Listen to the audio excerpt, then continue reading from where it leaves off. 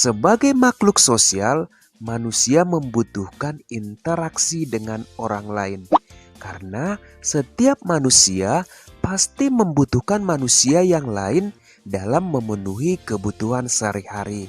Lalu, apa yang dimaksud dengan interaksi sosial tersebut? Mari kita ikuti penjelasannya dalam video berikut. Interaksi sosial adalah hubungan timbal balik antara individu dengan individu, individu dengan kelompok, atau kelompok dengan kelompok. Interaksi sosial terwujud dalam aksi dan reaksi. Misalkan, ketika kamu bertanya kepada gurumu mengenai materi yang belum kamu pahami, kemudian guru menjelaskan kembali. Dalam hal ini, ketika kamu bertanya, ini disebut dengan aksi. Dan ketika guru menjawab pertanyaanmu, hal inilah yang dinamakan dengan reaksi. Jadi, dalam interaksi sosial ada aksi dan reaksi. Sudah paham ya mengenai pengertian interaksi sosial? Kemudian muncul sebuah pertanyaan. Ketika kamu menonton sinetron, apakah itu dapat disebut sebagai interaksi sosial? Coba dijawab di kolom komentar ya. Ayo, supaya sahabat lebih paham mengenai pengertian interaksi sosial, berikut dijelaskan pengertian interaksi sosial menurut para ahli. Yang pertama, menurut Surjono Sukanto, interaksi sosial yaitu hubungan-hubungan sosial yang dinamis yang menyangkut hubungan antara orang per orang, antara orang dengan kelompok, atau kelompok dengan kelompok. Kemudian, menurut Kimball Young, interaksi sosial merupakan hubungan sosial yang dinamis antara individu dengan individu, individu dengan kelompok, dan kelompok dengan kelompok.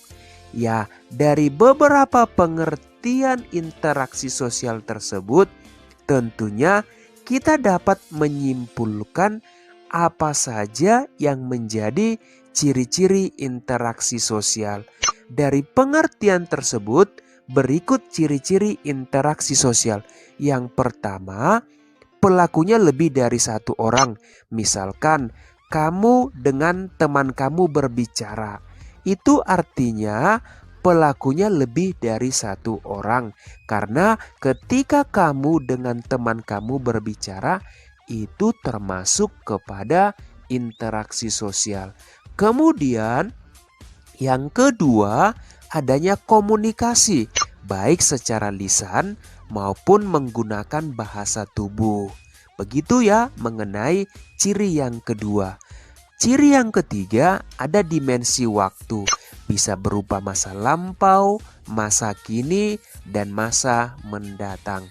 Ciri yang keempat adalah adanya tujuan. Misalkan jika kita lihat di pasar, ada interaksi penjual dan pembeli. Tentunya mereka melakukan interaksi ini ada tujuannya. Misalkan penjual memiliki tujuan untuk menawarkan barang hingga terjual kepada pembeli dan berinteraksi. Jadi ada tujuan yang akan dicapai sehingga terjadi yang namanya interaksi sosial. Berikut penjelasan mengenai syarat-syarat terjadinya interaksi sosial. Menurut Gilin, interaksi sosial terjadi ketika memenuhi dua syarat. Ingat ya, syaratnya ada dua, yaitu adanya kontak sosial dan komunikasi. Yang pertama, kontak sosial. Pada dasarnya kontak sosial adalah hubungan antara satu pihak dengan pihak yang lain. Hal tersebut merupakan awal terjadinya interaksi sosial di mana masing-masing pihak saling bereaksi meski tidak harus bersentuhan secara fisik. Kontak sosial dibagi atas dua.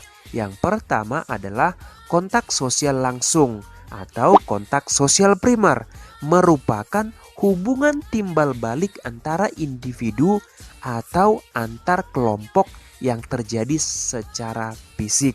Misalkan langsung tatap muka atau berbicara dan berjabat tangan.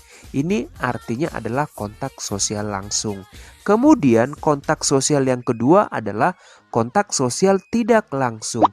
Kontak sosial tidak langsung atau kontak sosial sekunder merupakan hubungan timbal balik antar individu atau antar kelompok melalui perantara seperti komunikasi melalui media seperti telepon, chatting, ataupun menyampaikan pesan lewat orang lain.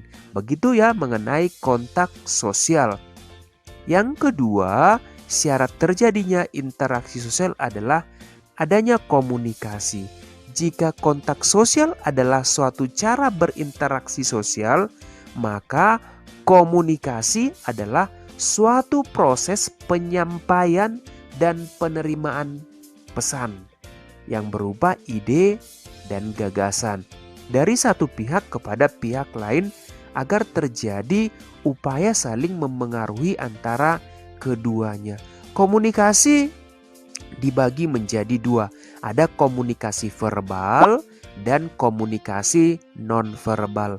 Komunikasi verbal yaitu bentuk komunikasi secara lisan maupun tertulis seperti sahabat kalau berbicara langsung dengan temanmu itu dikatakan dengan komunikasi verbal. Kemudian yang kedua, komunikasi nonverbal merupakan bentuk komunikasi dengan menggunakan simbol-simbol atau gestur tubuh. Misalkan kalau sahabat tentu pernah melambaikan tangan kepada teman. Ya ini termasuk kepada komunikasi nonverbal. Jadi demikian ya syarat terjadinya interaksi sosial harus ada kontak sosial dan ada komunikasi.